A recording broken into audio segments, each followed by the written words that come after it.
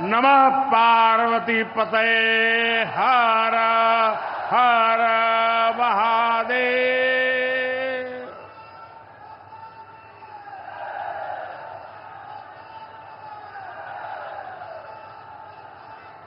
सावन के पावन महीने में आज हमके काशी के हमरे परिवार के लोगन से मिले का अवसर मिलल है। हम काशी के हर परिवारजन के प्रणाम करत है।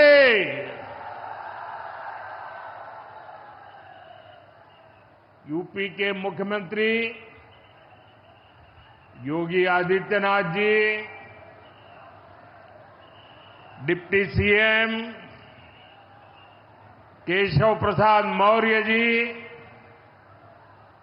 ब्रजेश पाठक जी, पटना से हमारे साथ जुड़े कृषि मंत्री शिवराज सिंह चौहान जी, देश के अलग अलग हिस्सों में जुड़े हुए सभी आदरणीय मुख्यमंत्रीगण, गवर्नर श्री,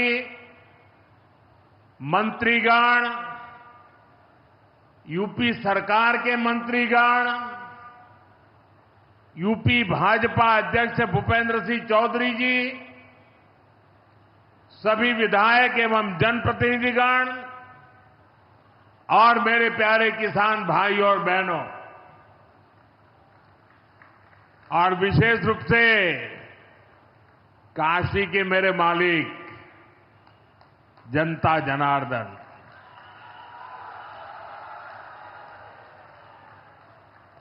आज हम काशी से देश भर के लाखों किसानों से जुड़े हुए हैं।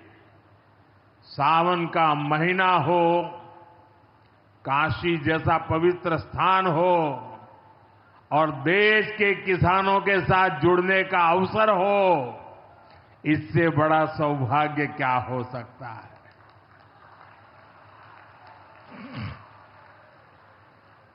आज मैं ऑपरेशन सिंदूर के बाद पहली बार काशी आया हूं।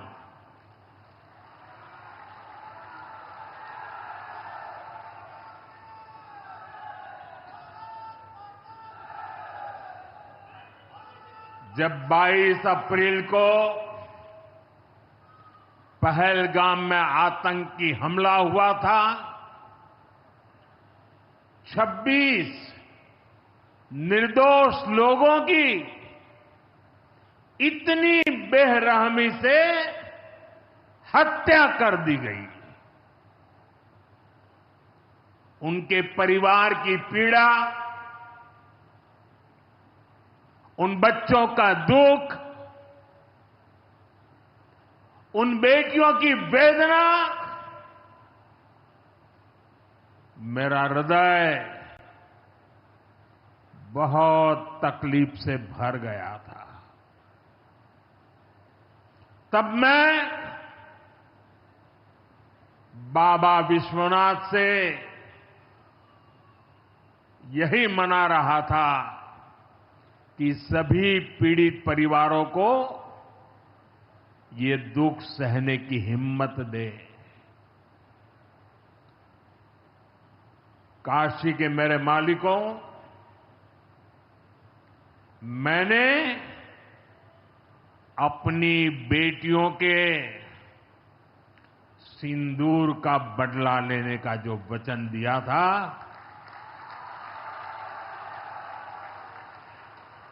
वो भी पूरा हुआ है। ये महादेव के आशीर्वाद से ही संभव हुआ है। मैं ऑपरेशन सिंदूर की सफलता को उनके चरणों में समर्पित करता हूं।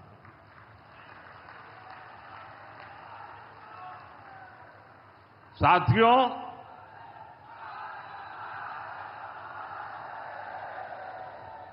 इन दिनों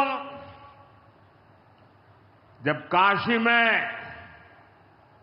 गंगा जल लेकर जाते हुए शिव भक्तों की तस्वीरें जब देखने का अवसर मिल रहा है, दिव्य तस्वीरें, और खासकर सावन के पहले सोमवार को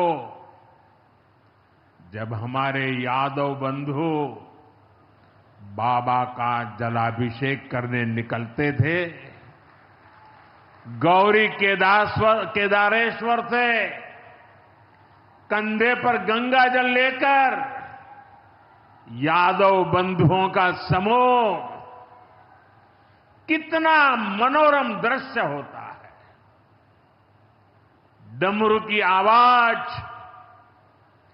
गलियों में कोलाहल, एक अद्भुत भाव विश्व पैदा होता है। मेरी भी बहुत इच्छा थी कि सावन के पवित्र महीने में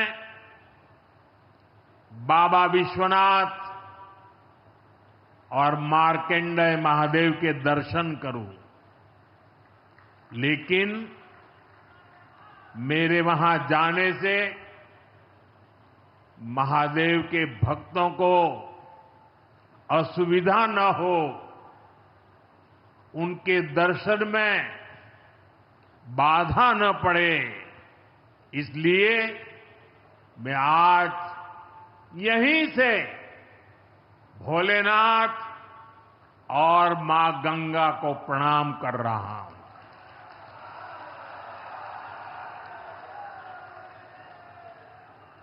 हम सेवापुरी के ई मंच से बाबा काशी विश्वनाथ के प्रणाम करत है। नमः पार्वती पते हर हर महादेव।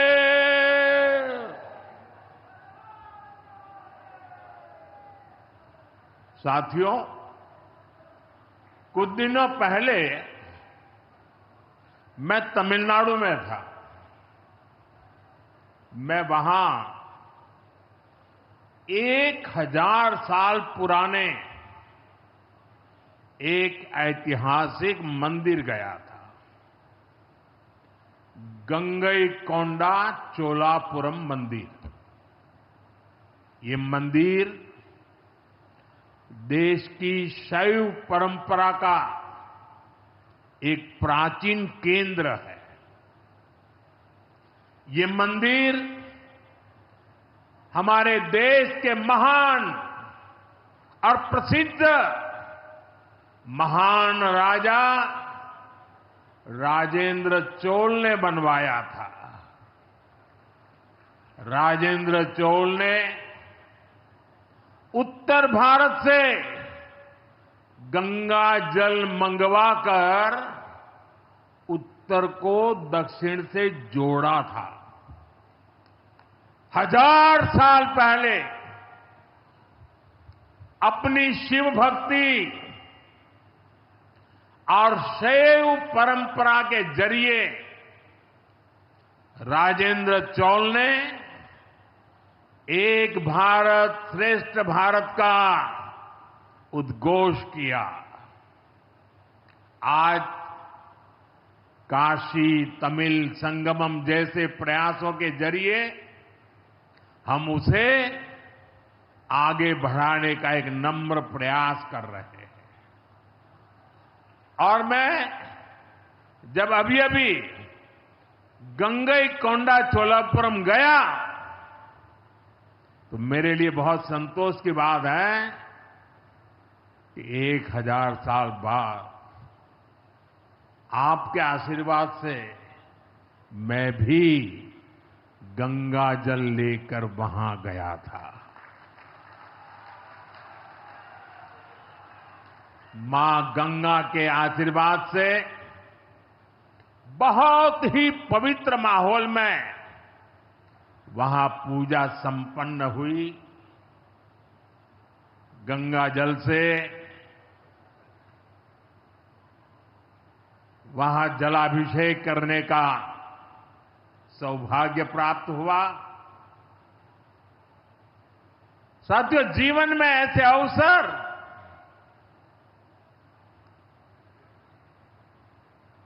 बहुत प्रेरणा देते हैं। देश की एकता की हर बात नई चेतना जगा देती है और तभी तो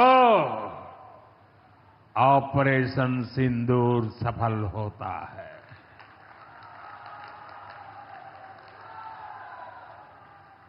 एक 140 करोड़ देशवासियों की एकता ऑपरेशन सिंदूर की ताकत बन जाती है। साथियों, ऑपरेशन सिंदूर जवानों के पराक्रम का वो पल और आज किसानों को प्रणाम करने का अवसर। आज यहां एक विराट किसान उत्सव का आयोजन हो रहा है। देश के 10 करोड़ किसान भाइयों बहनों के खातों में 21,000 करोड़ रुपए पीएम किसान सम्मान निधि के रूप में भेजे गए हैं। और जब काशी से धन जाता है ना, वो तो अपने आप प्रसाद बन जाता है।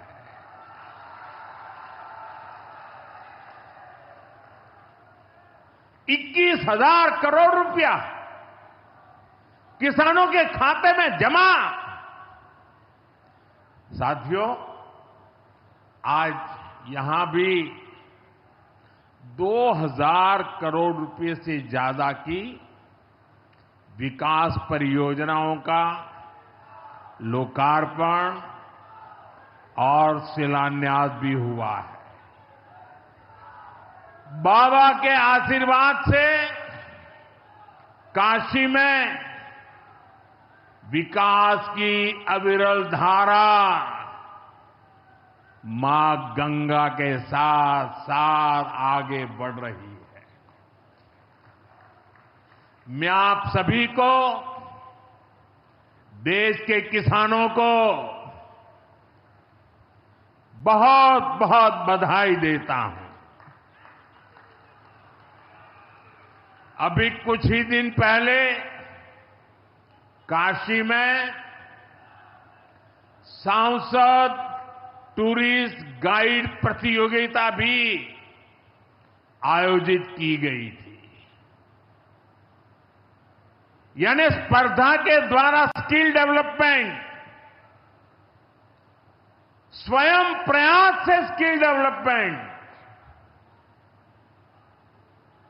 उसके अनेक प्रयोग आज काशी की भूमि में हो रहे हैं। आने वाले दिनों में काशी सांसद फोटोग्राफी प्रतियोगिता, सांसद रोजगार मेला समेत कई और आयोजन भी होने वाले हैं। मैं यहां सरकार के सभी मुलाजिमों को, सरकार के सभी अधिकारियों को भी सार्वजनिक रूप से बहुत बहुत बधाई देता हूं, ताकि वे जनभागीदारी से युवा पीढ़ी को जोड़ करके ऐसे अद्भुत कार्यक्रमों की रचना करते हैं और सफलतापूर्वक उसको आगे बढ़ाते हैं। इस काम में जुड़े हुए सभी अधिकारी भी बहुत बहुत बधाई के पात्र हैं। जो ये प्रतियोगिता में हिस्सा ले रहे हैं, उनको भी मेरी बहुत बहुत शुभकामनाएं हैं। साथियों, हमारी सरकार निरंतर किसानों की खुशहाली के लिए काम कर रही है। पहले की सरकारों में किसानों के नाम पर हुई एक घोषणा भी पूरी होना मुश्किल होता था, लेकिन भाजपा सरकार जो कहती है वो करके दिखाती है। आज पीएम किसान सम्मान निधि सरकार के पक्के इरादों का उदाहरण बन चुकी है। भाइयों बहनों, आपको याद होगा 2019 में जब पीएम किसान सम्मान निधि शुरू हुई थी, तब सपा, कांग्रेस जैसे विकास विरोधी लोग, विकास विरोधी दल कैसी कैसी अफवाहें फैला रहे थे, लोगों को गुमराह कर रहे थे, किसानों को उलझन में डालते थे। कोई कहता था मोदी भले योजना लाया, लेकिन 2019 का चुनाव जाएगा, ये सब बंद हो जाएगा। इतना ही नहीं, मोदी ने जो पैसा अभी जमा किया है ना, वो भी वापस निकाल देगा। कैसा झूठ बोलते हैं। और यही देश का दुर्भाग्य है कि निराशा की गर्त में डूबा हुआ विरोधी मानसिकता वाले लोग ऐसी ही झूठी सच्चाई को लेकर के जी रहे हैं। ये सिर्फ किसानों से, देश के लोगों से झूठ बोल सकते हैं। आप मुझे बताइए, क्या इतने वर्षों में कभी एक भी किस्त बंद हुई क्या? पीएम किसान सम्मान निधि बिना ब्रेक के जारी है। आज तक 4.25 लाख करोड़ रुपए, आंकड़ा याद रखना, 4.25 लाख करोड़ रुपए किसानों के खाते में भेजे जा चुके हैं। जरा आप मेरे साथ बोलेंगे कितने? 4.25 लाख करोड़। कितने? कितने? कितने? और ये 4.25 लाख करोड़ इतने रुपये किसके खाते में जमा किए? किसके खाते में जमा किए? मेरे किसान भाई बहनों के खाते में जमा किए। यहां यूपी के भी करीब 2.5 करोड़ किसानों को इसका लाभ मिला है। यूपी में किसानों को इस योजना के 90,000 करोड़ रुपए से ज्यादा भेजे गए हैं। इतना ही नहीं, मेरी काशी के किसानों को भी करीब करीब 900 करोड़ रुपए मिले हैं।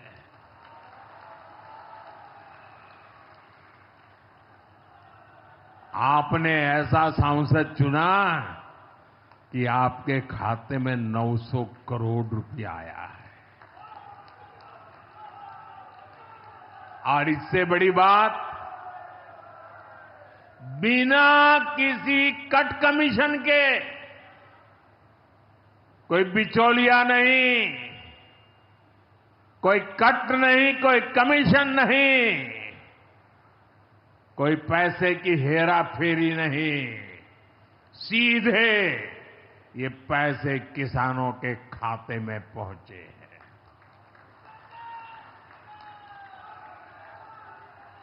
और मोदी ने ये परमानेंट व्यवस्था बना दी है। ना लीकेज होगी, न गरीब का हक छीना जाएगा।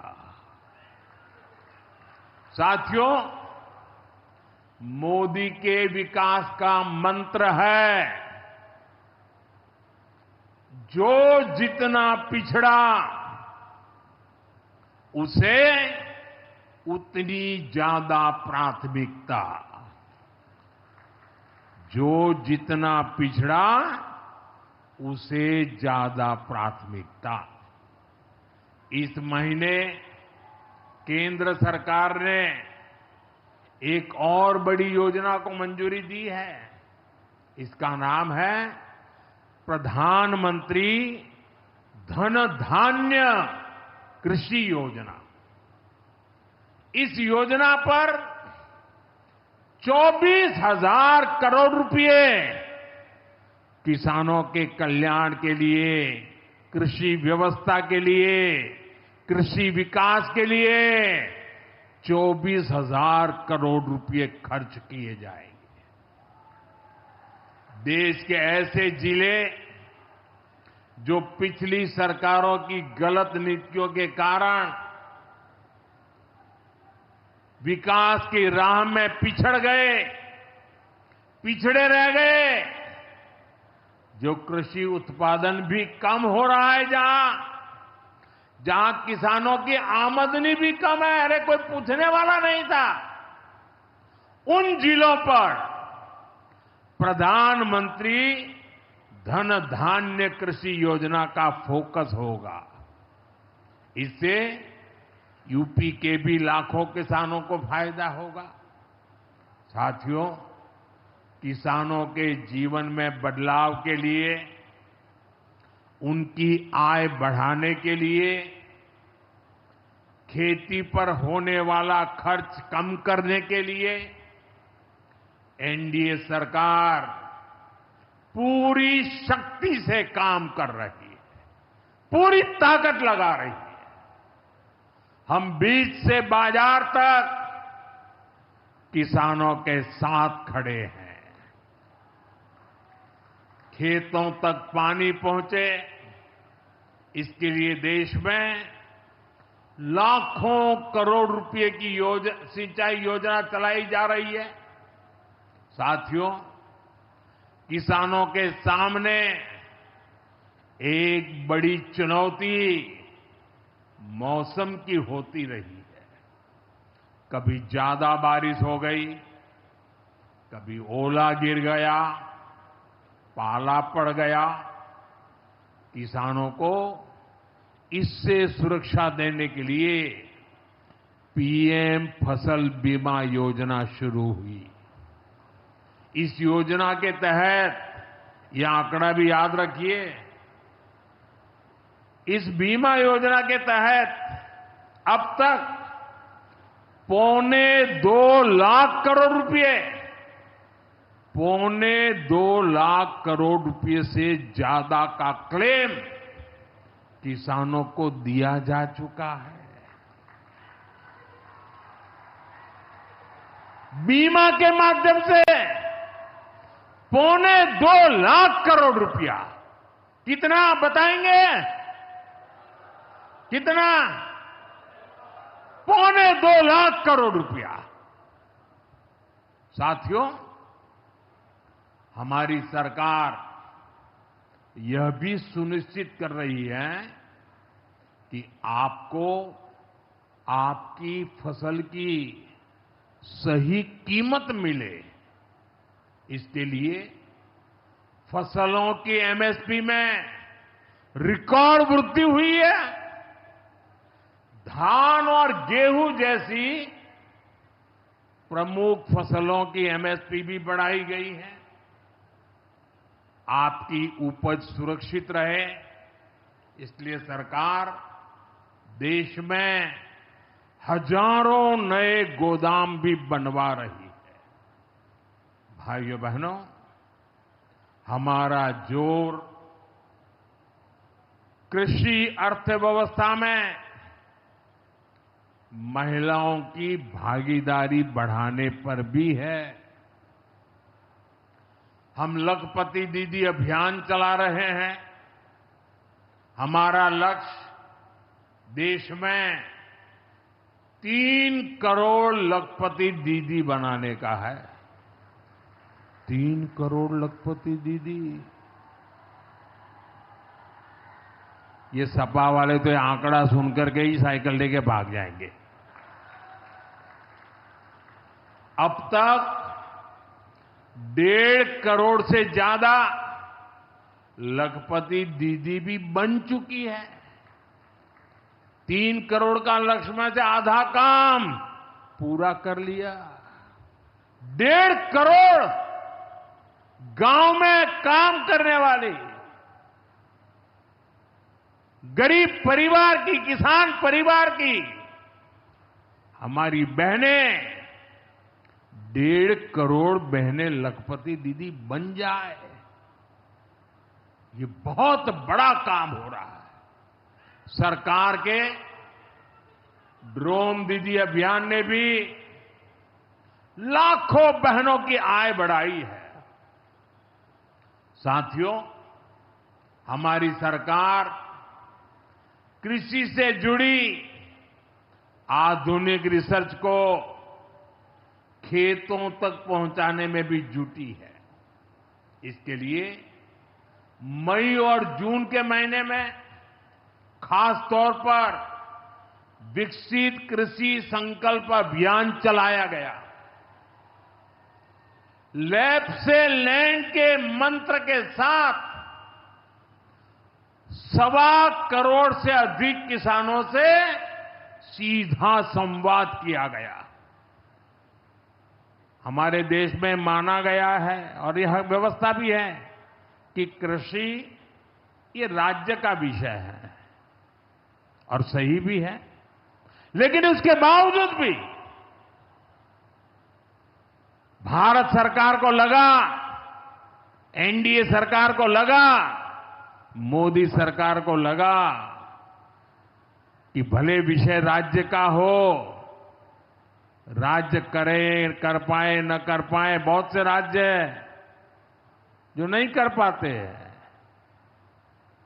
तो हमने तय किया कि हम खुद भी कुछ करेंगे और करोड़ों किसानों के साथ सीधा संवाद किया। साथियों, केंद्र सरकार की योजनाओं का लाभ आप सभी तक निरंतर पहुंचता रहे, इस दिशा में आज मुझे आपके साथ एक अहम जानकारी साझा करनी है और उसमें मुझे आपकी मदद भी चाहिए। यहां बैठे हुए लोगों की भी मदद चाहिए। आपको पता है, जनधन योजना के तहत देश में 55 करोड़ गरीबों के बैंक खाते खोले गए। जिनको कभी बैंक का दरवाजा देखने का सौभाग्य नहीं मिला था, ऐसे 55 करोड़ लोगों के खाते, ये मोदी को जब से आपने काम करने का अवसर दिया ना, मैं ये काम कर रहा था। 55 करोड़। अब इस योजना को हाल ही में 10 साल पूरे हुए हैं। अब बैंकिंग क्षेत्र का कुछ नियम है। वो नियम ये कहते हैं कि 10 साल बाद बैंक खातों का दोबारा से केवाईसी करना जरूरी होता है। एक प्रक्रिया पूरी करनी होती है। अब आप बैंक में जाएं, करें या न करें, पहले सब आपको करना होता है। अब मैंने थोड़ा आपका भार कम करने का बीड़ा उठाया है, तो मैंने बैंक वालों से कहा कि लोग आएं, केवाईसी करें, अच्छी बात है, हमें नागरिकों को हमेशा जागृत रखना चाहिए, लेकिन हम क्या एक अभियान चला सकते हैं? मैं आज रिजर्व बैंक का, हमारे देश की सभी बैंकों का, बैंक के सभी कर्ता धर्ताओं का हृदय से अभिनंदन करना चाहता हूं। आज उन्होंने एक ऐसा काम उठाया है जो हमें गर्व से भर देता है। बैंक के लोग इस 10 करोड़ लोगों को, अरे 10 साल के बाद ये 55 करोड़ लोग अपना फिर से रिव्यू करें, इसलिए केवाईसी जो करना है, इस काम को पूरा करने के लिए 1 जुलाई से देश भर में बहुत बड़ा अभियान चल रहा है।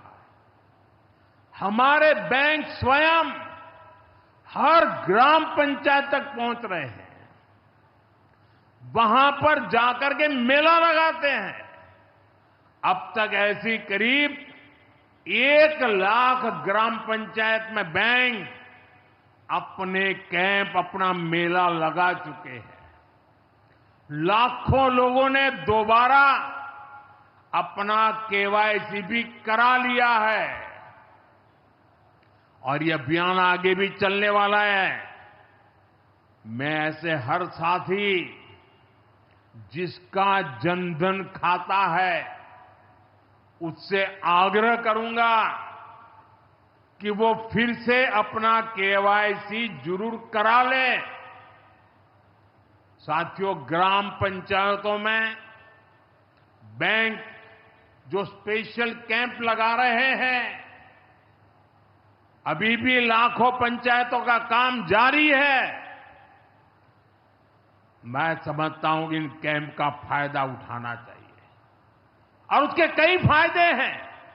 एक और फायदा भी है, इन कैंपों में प्रधानमंत्री सुरक्षा बीमा योजना, प्रधानमंत्री जीवन ज्योति बीमा योजना, अटल पेंशन योजना, ऐसी अनेक योजनाओं का रजिस्ट्रेशन भी हो रहा है। और ये बीमा तो ऐसा है कि एक चाय के खर्चे से भी कम खर्चा लग जाता है। ये योजनाएं आपकी बहुत मदद करती है। इसलिए बैंकों ने जो जितना बड़ा अभियान चलाया है, आप इसका बहुत फायदा लीजिए। पूरे देश के लोगों से मैं कहता हूं, आप इन कैंपों में जरूर जाइए। अब अगर आप अब तक इन योजनाओं से नहीं जुड़े हैं तो उनके लिए रजिस्ट्रेशन करवाइए और अपने जनधन खाते का केवाईसी भी कराइए। मैं भाजपा के और एनडीए के सभी प्रतिनिधियों से कहूंगा कि वो ज्यादा से ज्यादा लोगों को इस अभियान के प्रति जागरूक करें। बैंकों से बात करें कब कैंप कहां लगने वाला है, वो क्या मदद हम कर सकते हैं।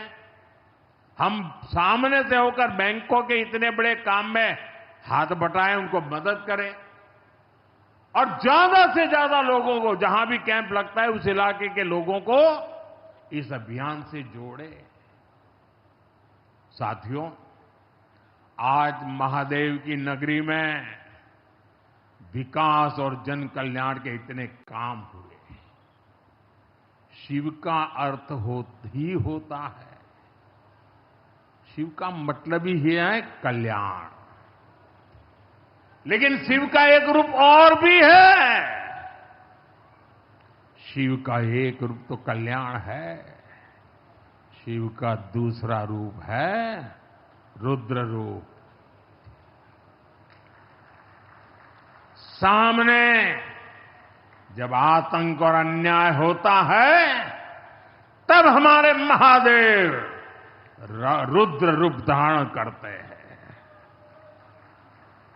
ऑपरेशन सिंदूर के दौरान दुनिया ने भारत का यही रूप देखा है।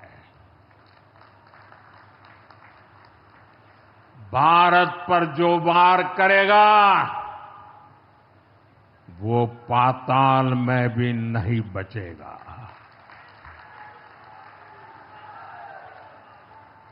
लेकिन भाइयों बहनों, दुर्भाग्य से ऑपरेशन सिंदूर की सफलता पर हमारे देश के कुछ लोगों को भी पेट में दर्द हो रहा है। ये कांग्रेस पार्टी और उनके चेले चपाटे, उनके दोस्त इस बात को पचा नहीं पा रहे कि भारत ने पाकिस्तान के आतंकी ठिकानों को तबाह कर दिया। मैं मेरे काशी के मालिकों से पूछना चाहता हूं, भारत की ताकत से आपको गर्व होता है कि नहीं होता है? ऑपरेशन सिंदूर से गर्व होता है कि नहीं होता है? आतंकियों के ठिकानों को नष्ट करने का आपको गर्व होता है कि नहीं होता है? साथियों, आपने वो तस्वीरें देखी होगी,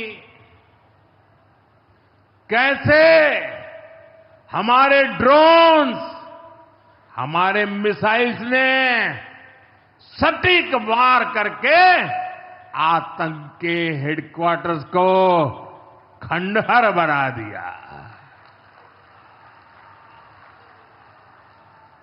पाकिस्तान के कई सारे एयरबेस तो आज भी आईसीयू में पड़े हैं। पाकिस्तान दुखी है, ये तो सब कोई समझ सकता है, लेकिन पाकिस्तान का ये दुख कांग्रेस और सपा से सहन नहीं हो पा रहा। उधर आतंक का आकार होता है, इधर कांग्रेस सपा वाले आतंकियों की हालत को देखकर रोते हैं। साथियों, कांग्रेस हमारी सेनाओं के पराक्रम का लगातार अपमान कर रही है। कांग्रेस ने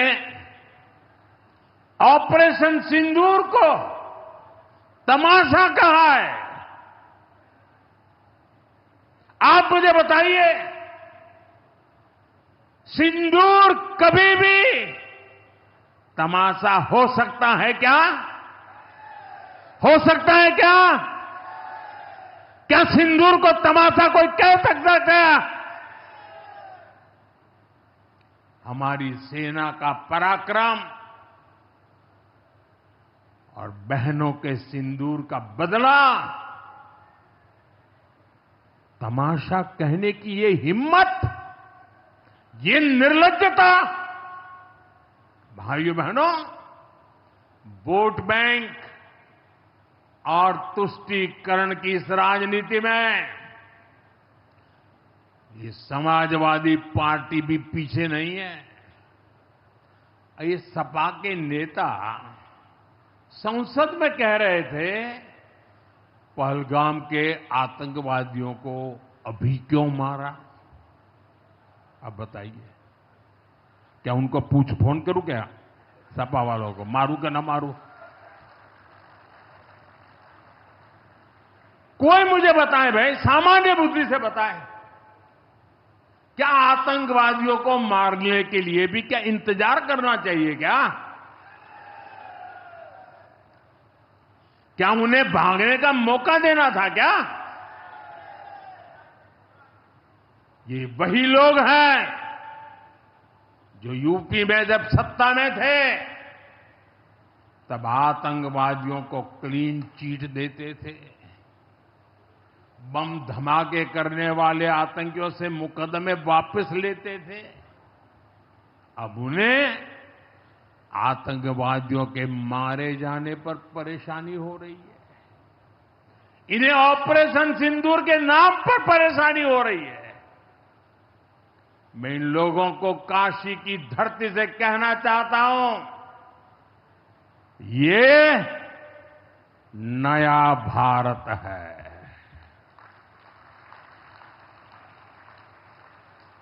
ये नया भारत भोलेनाथ को भी पूछता है और देश के दुश्मनों के सामने काल भैरव भी बन जाता है।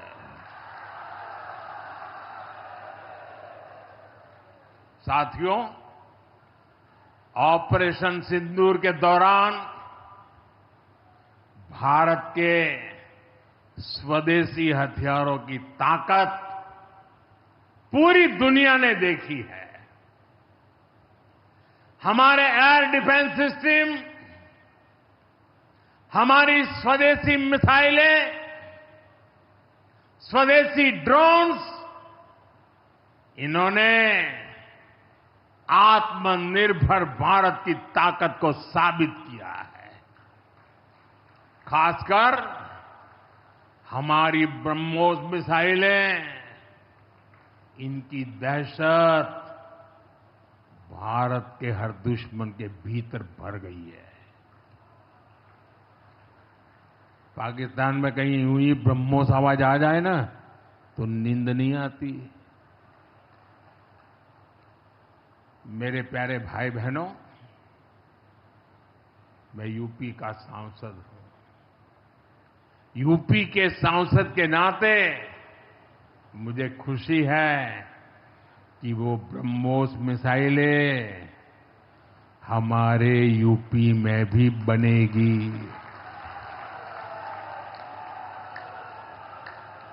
लखनऊ में ब्रह्मोस मिसाइल की मैन्युफैक्चरिंग शुरू हो रही है।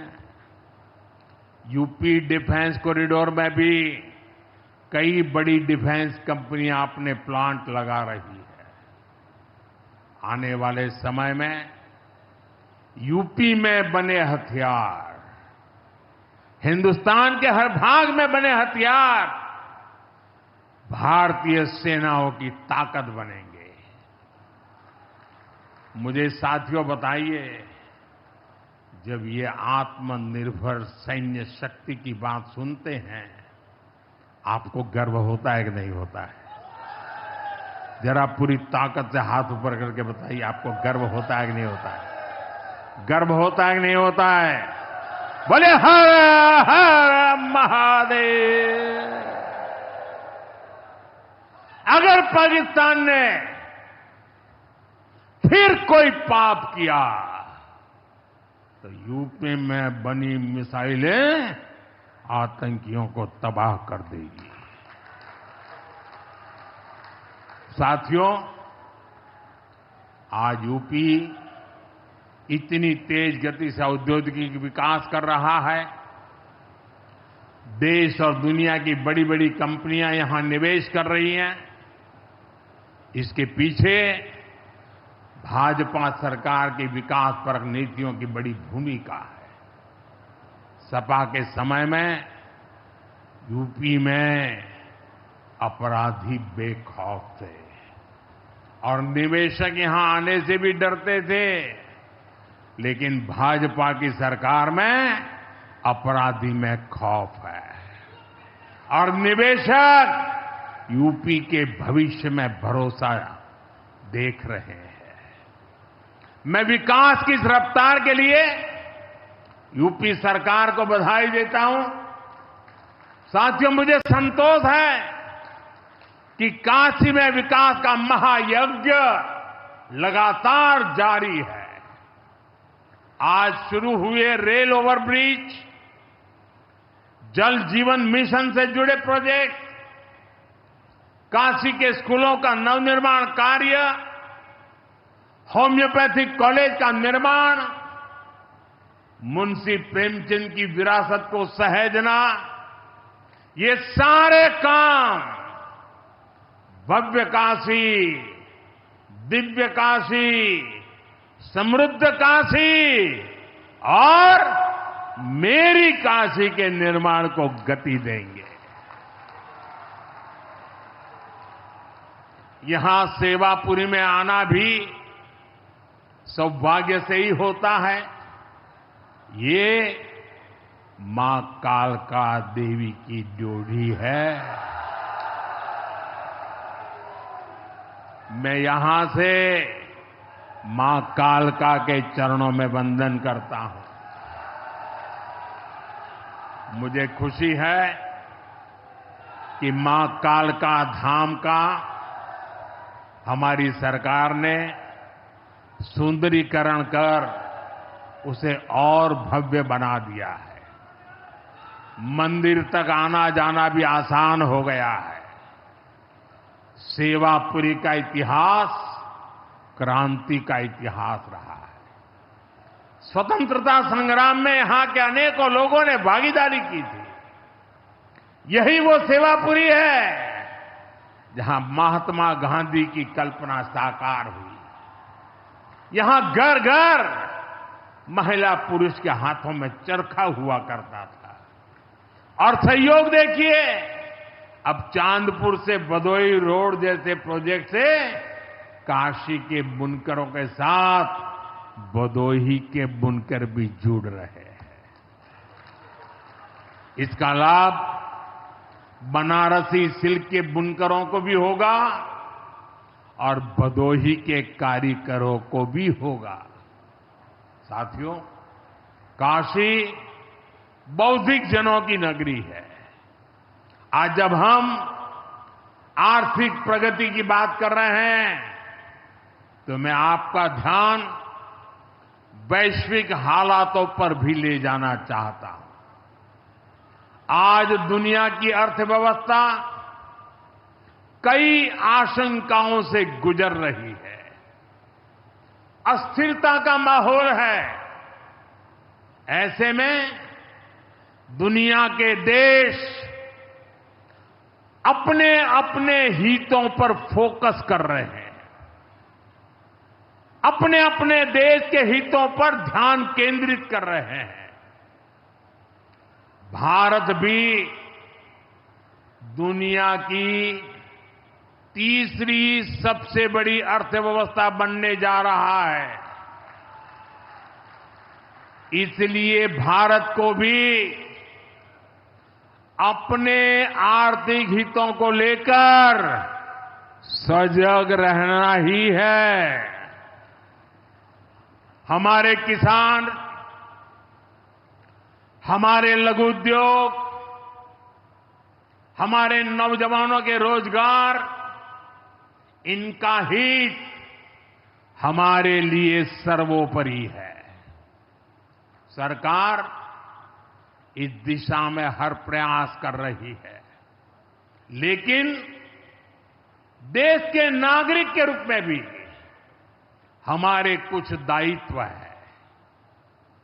और ये बात सिर्फ मोदी नहीं, हिंदुस्तान के हर व्यक्ति ने दिन में हर पल बोलते रहना चाहिए, दूसरे को कहते रहना चाहिए।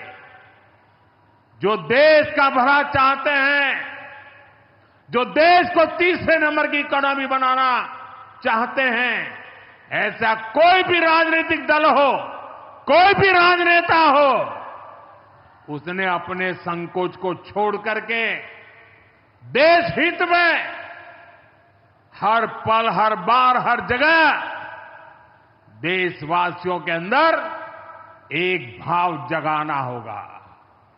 और वो है, हम स्वदेशी का संकल्प लें। अब हम कौन सी चीजों को खरीदेंगे, कौन से तराजू से तोलेंगे? मेरे भाइयों बहनों, मेरे देशवासियों, अब हम कुछ भी खरीदें तो एक ही तराजू होना चाहिए। हम उन चीजों को खरीदेंगे जिसे बनाने में किसी न किसी भारतीय का पसीना बहा है। और जो चीज भारत के लोगों द्वारा बनी है, भारत के लोगों के कौशल्य से बनी है, भारत के लोगों के पसीने से बनी है, हमारे लिए बहुत स्वदेशी है। हमें vocal for local, vocal for local मंत्र को अपनाना होगा। हम संकल्प लें कि हम मेक इन इंडिया प्रोडक्ट्स को ही बढ़ावा देंगे। हमारे घर में जो कुछ भी नया सामान आएगा, मैं नए सामान की बात कर रहा हूं, हमारे घर में जो भी नया सामान आएगा वो स्वदेशी ही होगा। ये जिम्मेदारी हर देशवासी को लेनी होगी। और मैं आज मेरे व्यापार जगत के भाई बहनों से विशेष आग्रह करना चाहता हूं। मैं मेरे दुकानदार भाई बहनों से आग्रह करना चाहता हूं, जब दुनिया इस प्रकार से अस्थिरता के माहौल से गुजर रही है, तब हम भी, चाहे व्यापार हो, छोटी दुकान हो, कारोबार करते हो, अब हम हमारे यहां से सिर्फ और सिर्फ स्वदेशी माल ही बेचेंगे। साथियों, ये स्वदेशी माल बेचने का संकल्प भी देश की सच्ची सेवा होगा। आने वाले महीने त्योहारों के महीने हैं, दिवाली आएगी, बाद में शादियों के समय आएगा। हर पल अब स्वदेशी ही खरीदेंगे। मैंने जब देशवासियों को कहा था मेड इन इंडिया, अब विदेशों में जाकर के शादियां कर करके देश का धन मत लुटाओ।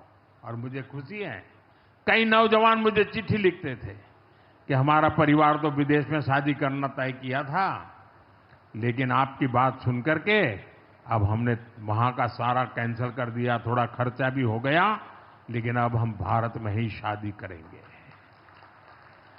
हमारे यहां भी बहुत अच्छे स्थान है जहां शादी ब्याह हो सकता है। हर बात में स्वदेशी का भाव आने वाले दिनों में हमारा भविष्य तय करने वाला है दोस्तों। और ये महात्मा गांधी को भी बड़ी श्रद्धांजलि होगी। साथियों, सबके प्रयास से ही विकसित भारत का सपना पूरा होगा। एक बार फिर आपको आज के विकास कार्यों की बहुत बहुत बधाई देता हूं। और भविष्य में वोकल फॉर लोकल, खरीदेंगे तो स्वदेशी खरीदेंगे, घर सजाएंगे तो स्वदेशी से सजाएंगे, जिंदगी बढ़ाएंगे तो स्वदेशी से बढ़ाएंगे। इस मंत्र को लेकर के चल पड़े। बहुत बहुत धन्यवाद। मेरे साथ बोले हर हर महादेव।